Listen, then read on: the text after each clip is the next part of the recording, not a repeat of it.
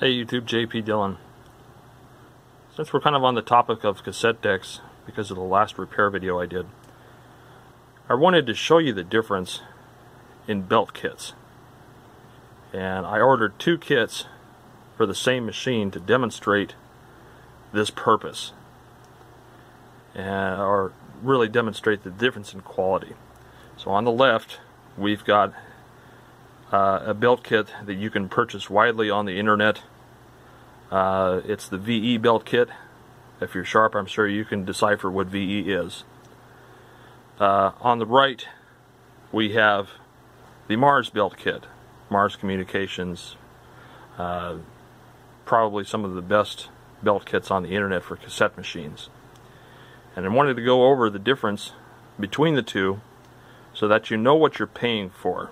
And this is really important, especially if you want the highest fidelity and lowest wow and flutter possible out of your cassette player.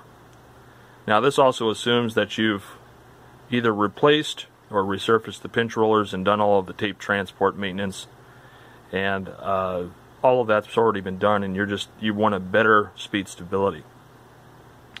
So first we're going to take a look at the VE belt kit.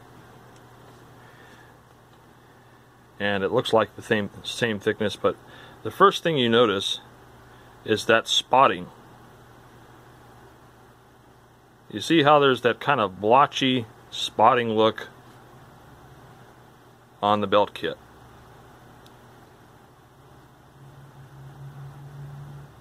That indicates poor mixing of the urethane compounds for the belt. There should be a uniform mixture. It should be one even color throughout the entire belt. And this one, as you can see, is not. Also, if we zoom in a little bit here, let me get the belt again, if I can do that. Focus. It's not going to want to do it. Anyway, the other important thing, you probably can see it here, is this stretch mark thing. These long, narrow marks that look like somebody kind of ran over this thing with a belt sander.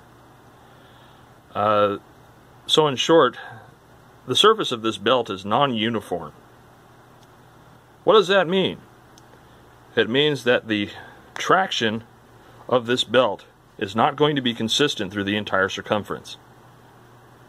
And what that means from the standpoint of operation is more wow and flutter.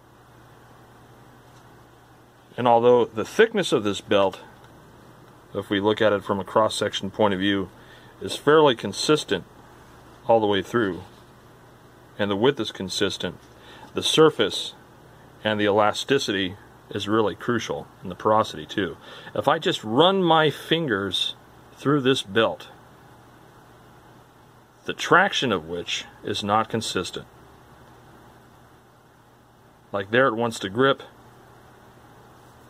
there it wants to slip through, there it's kind of intermediate. Alright, now let's take a look at the Marrs belt kit.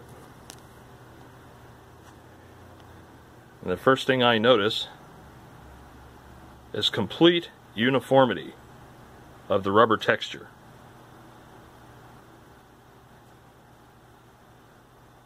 It's absolutely fantastic. It's just uniform. There's a texture to it. I'm going to see if I can try to capture that texture on camera. And see if we can kind of zoom in a little bit here and increase our exposure enough to where we can kind of see it. But really, there's just this great texture to it. It's hard to see,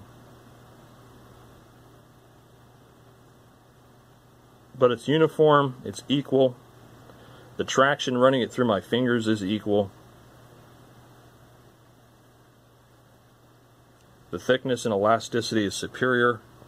If we kind of look at both belts, and I've got the Marrs one on the back of my hand, and we'll hang the VE one on the front of my hand. I can tell you that the VE one is much tighter and much less forgiving elasticity wise than the Marrs belt, and you can see that the VE belt hangs a little bit higher, so it's definitely going to put a little more stress on your motor. Now if we look at the little square belt, that's for the counter. This just looks like a repop of a PRB or an EV game belt. It's very stretchy. It'll do the job. It's for a counter. If we look at the Marrs belt, again, it's hard to see on camera, but you've got that wonderful uniformity of texture. The elasticity is a little less stretchy, but it's also hanging looser than the VE belt again. So that's very important, and that will mean the difference between 0.08 wow and flutter and 0.12 wow and flutter, which you will hear. So now the next thing to do is install the VE belt on the machine and measure the wow and flutter with a test tape, and you can see what the difference is. We'll do the VE belt and then we'll do the Marrs belt, and you can see what the difference is in wow and flutter. Okay, so here we are. We're going to use two test tapes. We're going to use the 3 kHz wow and flutter TAC test tape, MTT111, and the other one is a JVC reference 1 kHz, which is a little bit better for people to hear. This is the VTT664. And I've got my leader wow and flutter meter hooked up and an amplifier hooked up so you can kind of hear the difference. So the first is going to be the VE belt kit. You can almost hear the wow and flutter.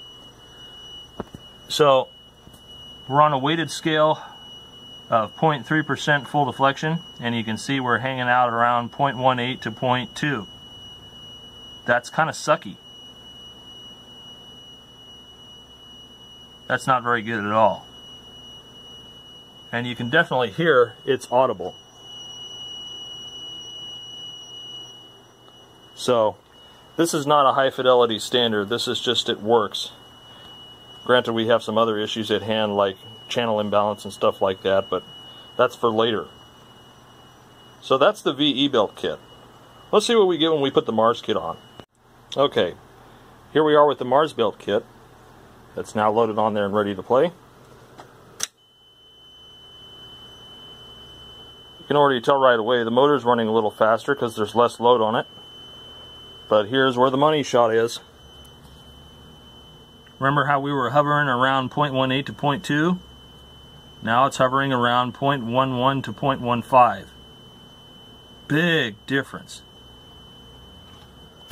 You can also hear it. More stability. Greater stability. Now granted, I haven't done all the tape tensioning adjustments and everything yet. This is just as is with just new belts and pinch rollers.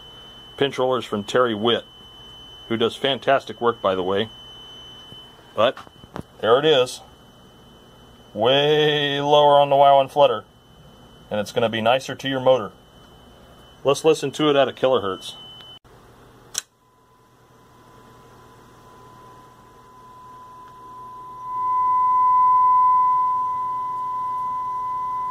Sounds pretty solid to me. The reason why kilohertz is a good audible way to check for wow and flutter is because it's a mid-range tone, and the brain perceives sound mostly in the mid-range. Has to do with phase coherence relationships, frequency response, etc. But you can hear it sounds great. Lots of stability. So that is the reason why you pay the extra money to Marrs Communications for their belt kits. Their belt kits are superior, and once the tape transport and everything's tuned up on this and right, it'll sound awesome. So, open your wallet, Give your money to Marrs Communications and you'll get a great belt kit that'll make your machine sound way better than any of the aftermarket stuff you can buy on the internet. Same can be said for PRB stuff. It just gets the job done, but it ain't hi-fi. The Marrs kits are superior. They will make your cassette happier, and I encourage you to use them. Give that company your business. He makes good belts. He understands the physics and mechanics of cassette transports and how the type of belt, elasticity, and the formulation of the urethane makes it work better. So, in conclusion, buy Marrs Communication belt kits. I use them when I want to do a hi-fi job, and the guy's really picky about the machine, and he wants it to sound as best as possible. So I've still got a little more work to do on this, but I'm not going to do a video on it because I've already done most of the work, and quite frankly, it's a pain in the butt, and I don't want to have to film it. So, in any case, hope this video is useful to you in making a decision where to purchase belts from. I wouldn't waste the Marrs belt kit on a cheap cassette player, and very likely he won't have the belts for a cheap cassette player. He mainly works in really high-end stuff, especially Nakamichi. Makes great Nakamichi reproduction belts. So, thanks for watching the video. More stuff to come later. Alright, so for all of those that are curious, after the complete tune-up and service and the playback amp service, here's our wow and flutter.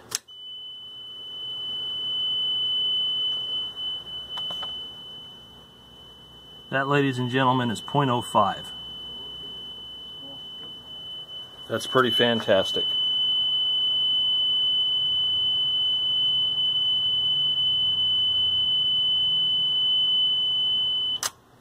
So, if you want good performance, you want it to run right, service your transport correctly, and get some Marrs belts, your ears will thank you.